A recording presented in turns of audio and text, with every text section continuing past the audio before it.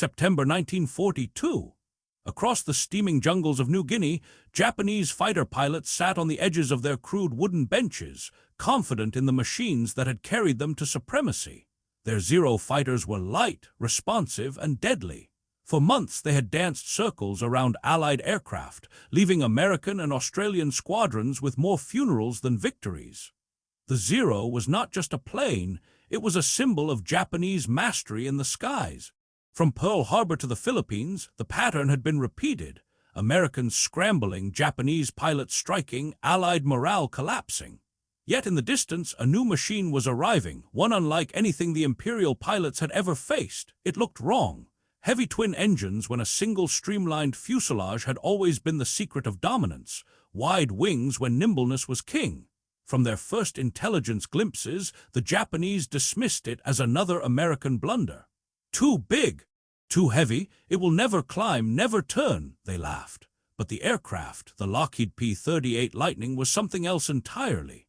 Where the Zero had sacrificed protection for agility, the Lightning brought raw power and altitude. And at its controls was a quiet Midwestern boy who would soon become a name whispered across every Japanese briefing room, Richard Bong. Bong was not the type of man anyone expected to be America's deadliest ace. He wasn't loud or brash, not the swaggering figure Hollywood imagined in a fighter pilot. He was modest, almost shy, but he possessed an instinct for combat that no classroom could teach. In training, his instructors noted he seemed fused to the machine, as if pilot and plane had become one. He understood the P-38's strengths better than anyone, and he knew how to twist those advantages into lethal certainty. His style wasn't about reckless dives or daring theatrics. It was about cold calculation, setting up the fight so the outcome was decided before the enemy even realized it had begun. Japanese pilots believed they owned the vertical, climbing swiftly to gain the upper hand, forcing their opponents into slow spirals where the Zero's light frame could prevail. But Bong's Lightning shattered that illusion. Twin Allison engines thundered with a combined 3,000 horsepower, lifting the aircraft through tropical skies at rates the Japanese could not match. Pilots who tried to climb away from the Lightning found themselves trapped. Each time they pulled their sticks back, expecting to outpace the American fighter, the silver P-38 rose above them, always a step higher, always in position to strike. For men trained to rely on turning and climbing duels, it was like watching their playbook burst into flames mid-battle. What unnerved them most wasn't just the machine's performance, it was the inevitability. Bong fought with the patience of a hunter. He didn't waste ammunition, didn't chase recklessly. He let the climb dictate the terms. And once his Lightning had the altitude, the outcome was mathematical. Guns converged, bursts erupted, and Japanese aircraft, once invincible, spiraled into the jungles below. The laughter that had once filled Japanese operations tents began to fade. Something was rising from the horizon, and it carried America's answer to the Zero. By late 1942, word of the twin-engined fighter began filtering through Japanese intelligence reports. Pilots described seeing a strange silhouette, long twin booms, twin tails, and a central cockpit that looked ungainly compared to the sleek Zero. Some even mistook it for a bomber. Too big to fight, one report scoffed. Yet whenever the new machine appeared, Japanese losses spiked. Those who escaped engagements returned with unnerving stories. The Lightning did not fight like any other Allied aircraft. It didn't attempt to turn inside them, nor did it break away in panic when pressed. Instead, it climbed, always climbing, until it hovered above like a hawk, then dove with crushing speed. What the Japanese couldn't see was how perfectly the Lightning's design fit the vast distances of the Pacific. While the Zero had remarkable range, the P-38 matched it and carried heavier firepower. With 4.50 caliber Browning machine guns and a 20mm cannon mounted in its nose, the Lightning concentrated all its firepower in a single stream. Unlike wing-mounted guns, there was no convergence point. Every bullet, every shell traveled straight ahead, merging into a storm of destruction. Even a brief burst could rip apart a Zero's fragile frame, and Richard Bong had mastered the art of delivering that burst at precisely the right instant. Bong's rise to legend was not built on one spectacular mission, but on relentless consistency. He flew with discipline, waiting until his quarry committed itself to a climb or turn it could not escape.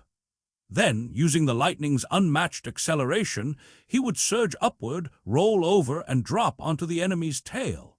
Japanese pilots, trained to believe maneuverability was the supreme advantage, suddenly found themselves outclassed in a dimension they had never feared: vertical space. For them, combat had always been a dance of angles and turns. Now it was a duel of energy and altitude, and the Zero was hopelessly outmatched. In squadron-ready rooms, American pilots spoke of Bong with reverence. He wasn't reckless. He didn't fly with bravado. Instead, he fought like an architect, designing each engagement in advance. Instructors pointed to his missions as lessons: patience before pursuit, precision before passion. He wasn't chasing glory, he was perfecting survival, and survival meant victory.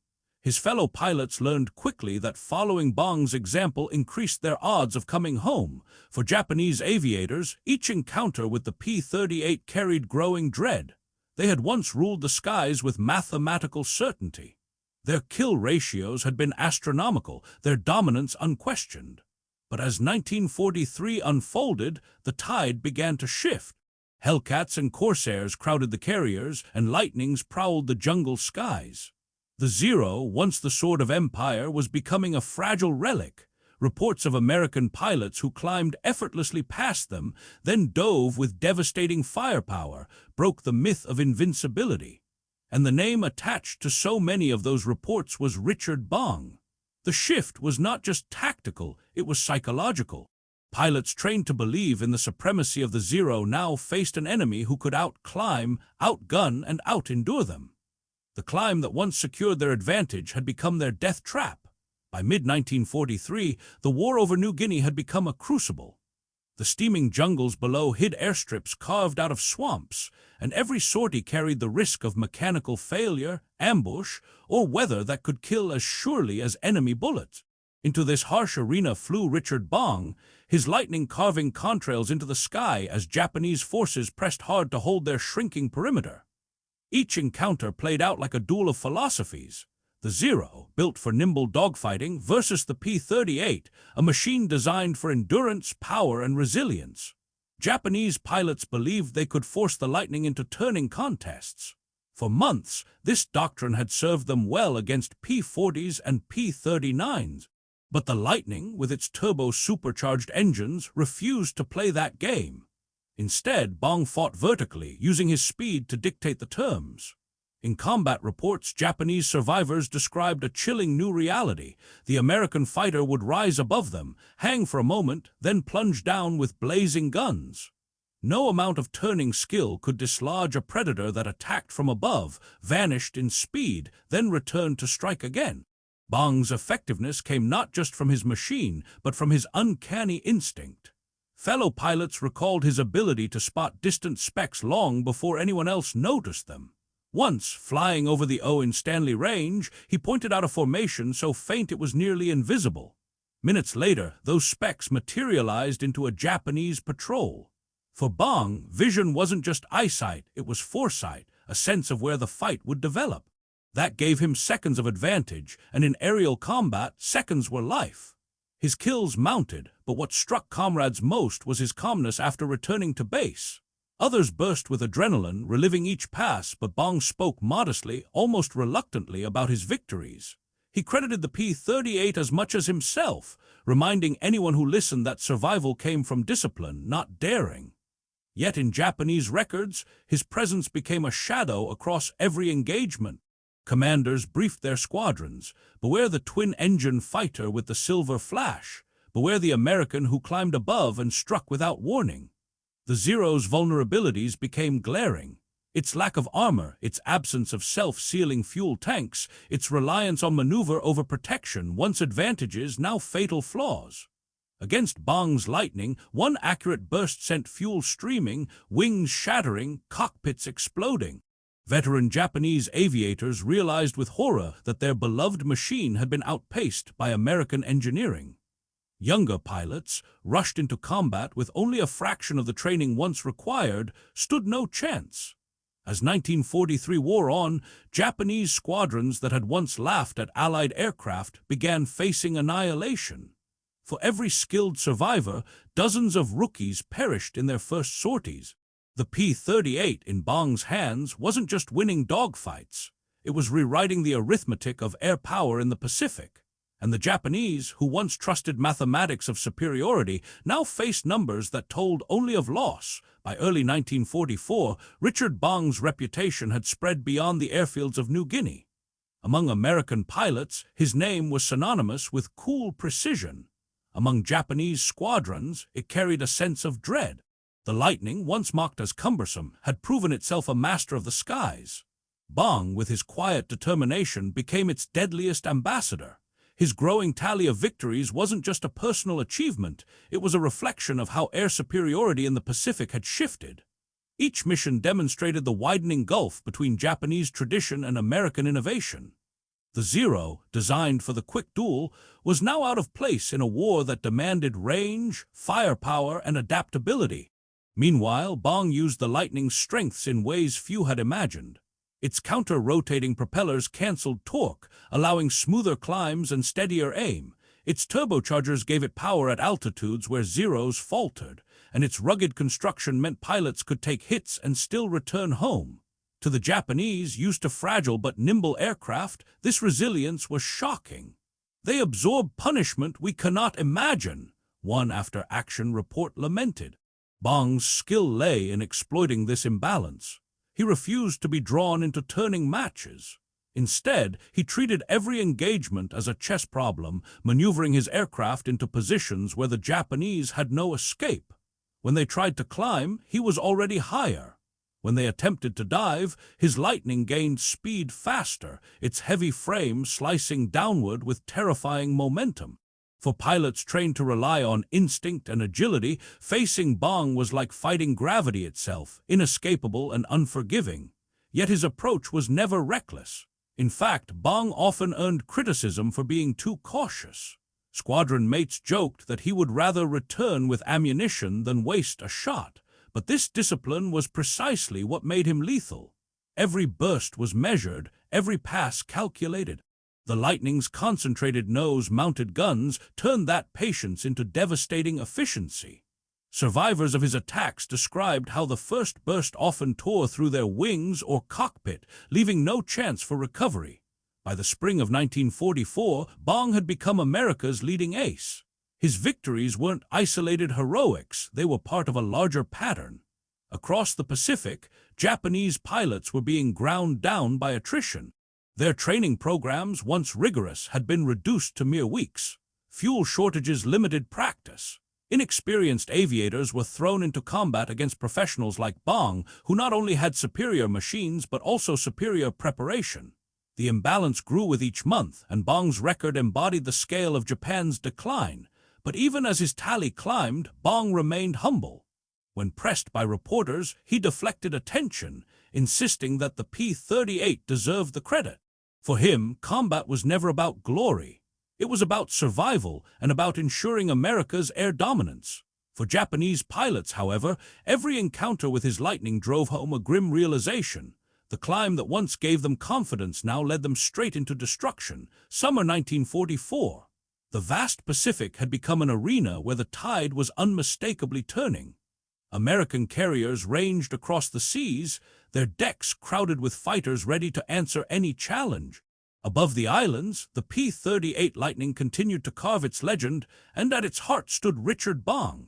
His tally rose past 30, then 40, then beyond any number that had seemed possible when the war began. Each victory wasn't simply a mark on a fuselage, it was part of a larger unraveling of Japanese air power. In Tokyo, planners once convinced of the Zero's supremacy now wrestled with grim mathematics. Against the Lightning, kill ratios leaned heavily toward the Americans. Every mission cost more than Japan could afford to lose. Pilots who once launched with confidence returned shaken, if they returned at all. Reports grew repetitive in their despair. Enemy fighter climbs faster, firepower overwhelming, no counter when attacked from above. The very tactics that had carried Japan to early victories now condemned them to defeat. Bong's dominance was not measured only in numbers, but in the psychology of the war. Young Japanese aviators, rushed from training fields with barely 100 hours of flight time, faced veterans who had honed their craft under the vast skies of America. Their Zeros, stripped of advantages, became coffins against the Lightning's cannons. Survivors described the terror of watching the twin-boomed silhouette rise higher, always higher, then fall with guns blazing. In those seconds, confidence dissolved into panic, and another Zero disappeared into smoke and jungle.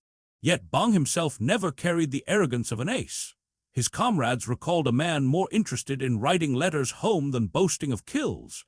He never sought headlines, though they inevitably found him. When awarded the Medal of Honor, he accepted it quietly, insisting others had done as much. For him, each mission was about doing the job, protecting the bombers, securing the skies, and ensuring that men returned home.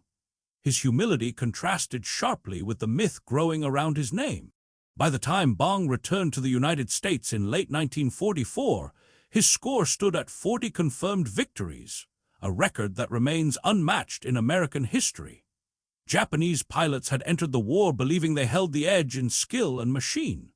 They discovered too late that the future belonged to aircraft like the Lightning, machines of power, durability, and adaptability, flown by men like Richard Bong who knew how to turn those strengths into inevitability. When the war ended, Japan's skies lay silent, its proud air service reduced to fragments. For those who survived, memories of Bong's Lightning lingered as a symbol of an unstoppable shift. The climb, once their weapon, had become their downfall. And at the center of that reversal was a modest young man from Wisconsin who showed that patience, precision, and the right machine could change the course of an empire's dreams. The Japanese pilots never knew until it was too late. Richard Bong's P-38 Lightning could outclimb them every single time.